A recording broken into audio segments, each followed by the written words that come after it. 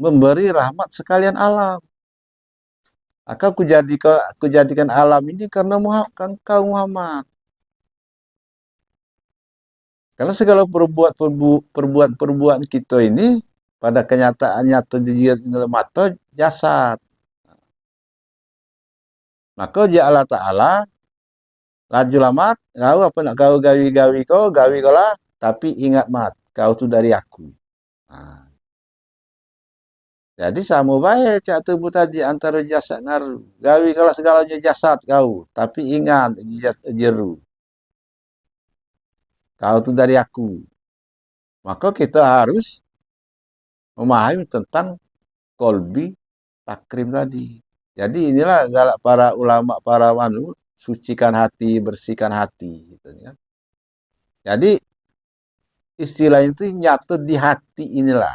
Nah dari hati ini baru keluar, nyata ke jasad. Apa kelakuan baik, apa kelakuan jahat.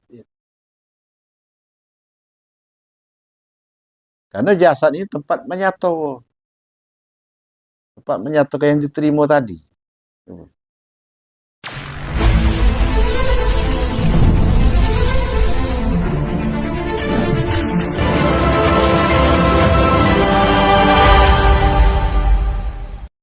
Setelah dia menjadikan nur atau menciptakan nur, nah Allah tidak berbuat lagi. Dah terserah dengan nur. Itu surahnya. Nah, mak mana misalnya kalau nyata dengan diri. Kalau kita nyebut Allah Muhammad, kan bingung gitu. Allah yang menjadikan, Allah menjadikan. Nah, supaya para kita mendekati pemahaman, itu baliklah ke diri kita. Cuma itu tuh sebagai istilahnya jembatan untuk memahami yang tadi. Untuk memahami tentang Allah, tentang Nur Muhammad tadi. Kalau didalilkan diri kita, siapa Allah, siapa Muhammad. Kembali kepada kalimat syahadat. Asyhadu an la ilaha illallah namo bagi ruh. Muhammad Rasulullah namo bagi jasad. Apa yang kita buat, apa yang kita gawi kok, itu jasad yang gawi kanya.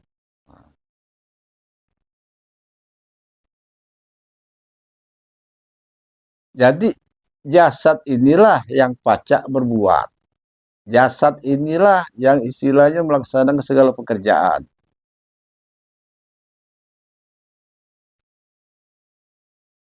Tak pacak nak kata koru. Cuma, nah, bergerak jasad tu izin ruh. Tadi pada kenyataan syariat kita jenguk, siapa yang bergawi? Jasad. Yang megang tata jasad, yang megang pukul jasad. Bukan ruh. Lah mendak katik jasad, tak baca. Namun tak berjasad. Mak mana nak nak mengepukul misalnya baca dia. Makalah dia ada ke yang nyata. Dia ada ke lah istilah yang nyata yang badal. Gawi kalau jasad olehmu. Apa yang kau kerjakanlah. Tapi ingat kau tu dari aku. Ini istilah antara nama Allah dengan Muhammad tadi. Yang kita yang begawi ini, kita yang syariat ini kan nyatanya kan jasad. Nah mendekati tangan tak wati ada, baca tu nak memegang apa. Walaupun ruhnya ada.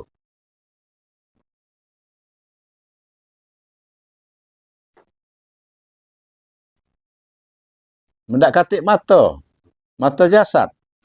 Walaupun basur Allah Ta'ala ada, tak baca ni. Maka inilah kendaknya memberi rahmat sekalian alam. Maka aku jadikan alam ini karena engkau Muhammad. Karena segala perbuatan kita ini pada kenyataan nyata di mata jasad. Maka dia Allah Ta'ala laju lamat, kau apa nak kau gawi-gawi kau, gawi kau lah, tapi ingat mat, kau tu dari aku. Nah, jadi sama baik cak tubuh tadi antara jasad ngaru. Gawi kalau segalanya jasad kau, tapi ingat jeru. Kau tu dari aku. Karena tidak bergerak jasad melainkan izin ruh. Kalau nyata kita ni, cara bayang kita memahami antara kita Allah Muhammad nyata lamat kau, aku tak nyata. Di balik kita nyatalah jasad izin ruh, aku tak nyata.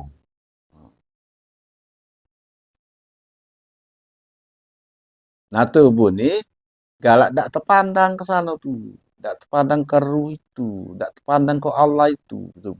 Terpandang yang badalnya baik. Nyata dengan diri kita ni. Ini istilah memahami itu. Cara kita ngambil paham maksudnya. Maka dikatakan bahawa jasad ini Muhammad Majazi.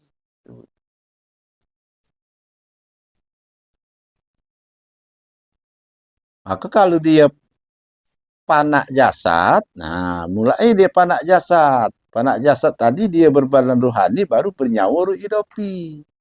Kalau kita ni berbadan jasmani, bernyawa rohani. Bernyawa ruh. Gitu.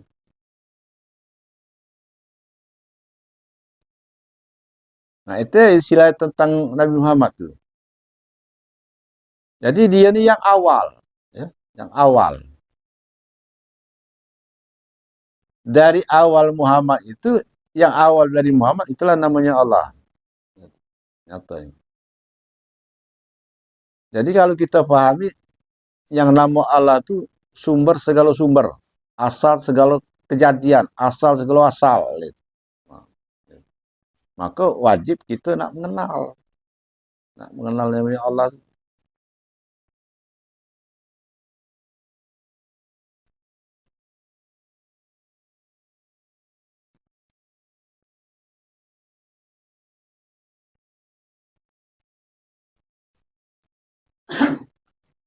Nabi kita Muhammad, aku bapa segala ruh, dan Nabi Adam bapa segala yang nyata. Yang nyata-nyata. Jadi yang nyata-nyata ni Adam namanya.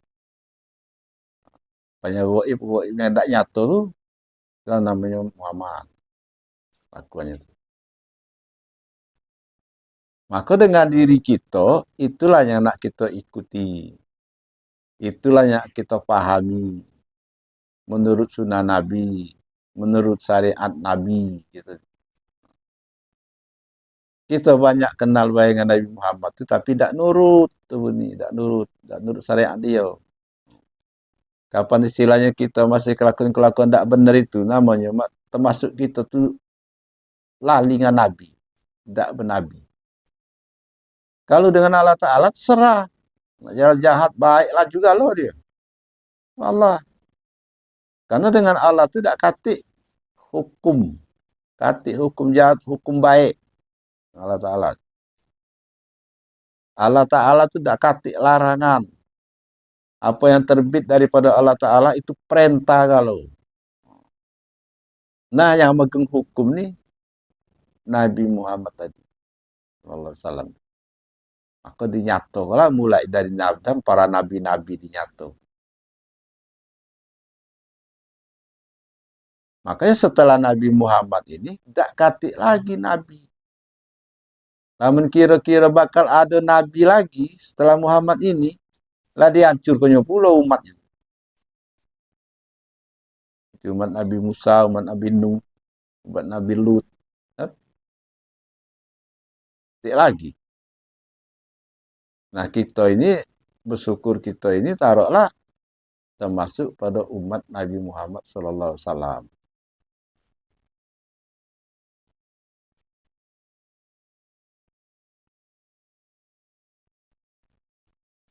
Soal. Apa sebab Fuad menerima Ruhil Amin dan Kolbi menerima Ruhil Kudus dan Sir menerima Ruhil Amar?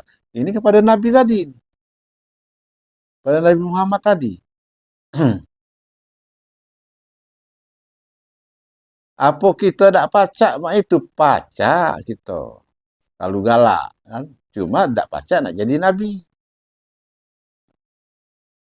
Karena kita harus walaupun mana baik, karena kita mengaku sebagai umat Muhammad, harus mengikuti jejak Nabi.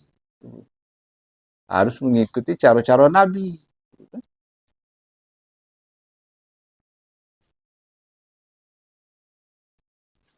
Sebab Fuad dan Kolbi dan Sir itu insan kamil, mukamil namanya.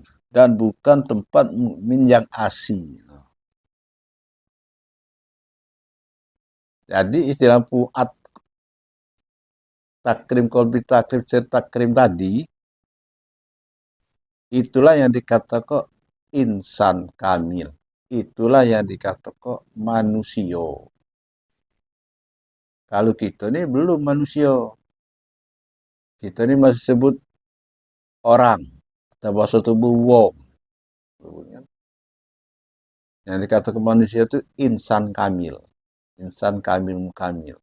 Nah kalau misalnya kelakuan kita berbuat kita lah baik, situ lah nyato, nah inilah baru pacak dikata kita tadi mempunyai takrim, kolbi takrim, sir takrim. Arti puan takrim itu menerima segala kejadian datang daripada Allah. Bukan menolak. Datang tak lemak kita terima, datang apa baik kita terima dia tu kan. Nah kita ni kebanyakan menolak kalau datang tak lemak, padahal itu daripada Allah. Nyatanya. Jadi belum namanya puan takrim gitu kan. Apalagi nak nyata kepada kolbi takrim. Kolbi takrim itu Ruhil Kudus. Ruh Kudus namanya.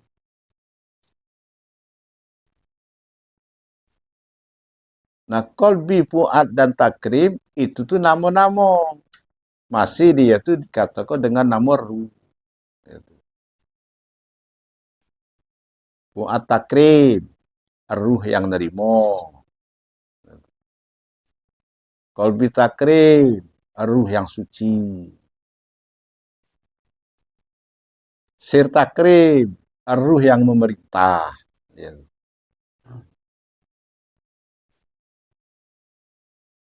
Di diri kita kerasan kita. Dia memerintah kepada Fuad. Karena tingkatnya itu Sir, Fuad, Kolbi. Nah, jadi apa yang datang daripada Allah Ta'ala itu diterimanya. Terimanya kalau tak katik yang nolak. Jahat, baik, segala macam. Maksiat, taat, diterimanya kalau oleh Fuad takrim tadi.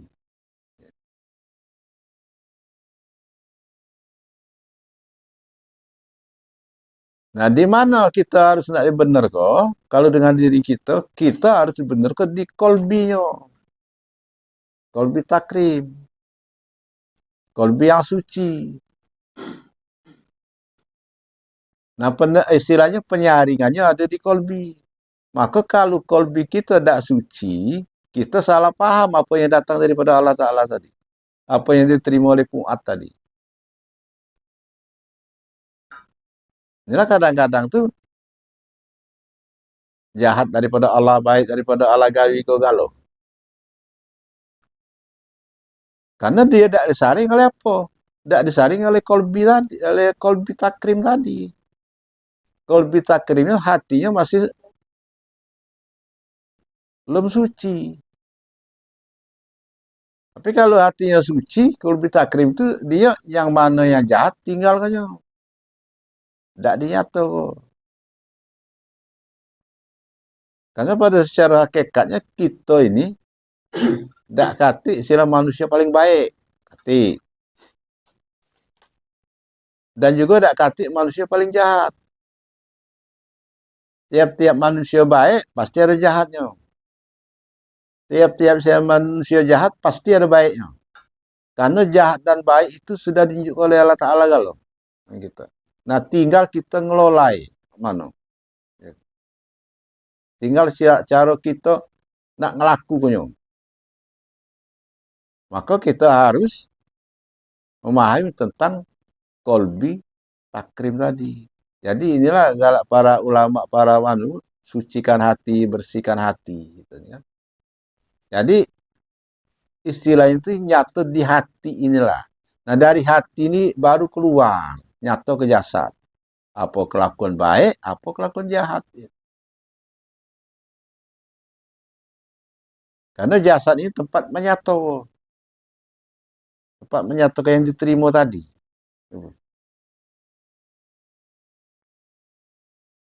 Bukan tempat mukmin yang asli. Nah, mukmin yang asli itu mana dikatakan mukmin as? Mukmin as itu tadi rajin ibadat, tapi kelakuannya tidak berubah. Itu mukmin as itu namanya. Mayangnya rajin, puasanya rajin, bahkan pergi haji pula, tapi masih baik.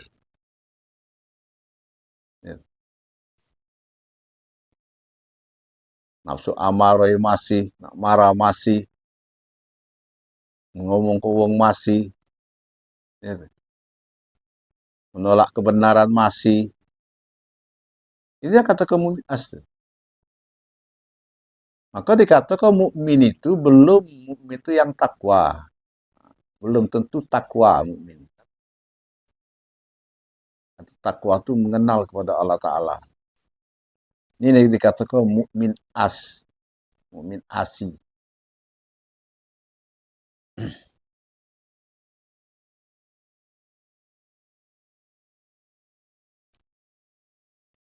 Soal, jikalau fuad kolbi dan sir itu tempat mukmin as, artinya mukmin bertubuh rohani bernyawa Ruhul Kudus. Itu bukan kepada mukmin, itu kepada Nabi kita bertubuh rohani bernyawa Ruhul Kudus. Mukmin tidak istilahnya bertubuh rohani dia tu. Kalau mukmin itu sama cak kita. Cuma cak-cak baik kelakuannya taat.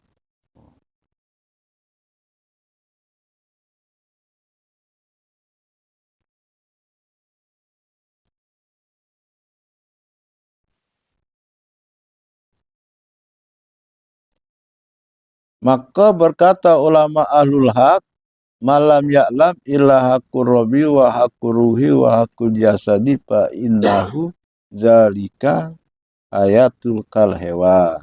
Artinya barang siapa tidak mengetahui sebenar-benar Tuhan dan sebenar-benar ruh dan sebenar-benar jasad, sesungguhnya seperti hidup hewan. Nah, makanya nak dikenali itu kan. Terima kasih sudah menonton, jangan lupa tekan tombol like, share dan subscribe.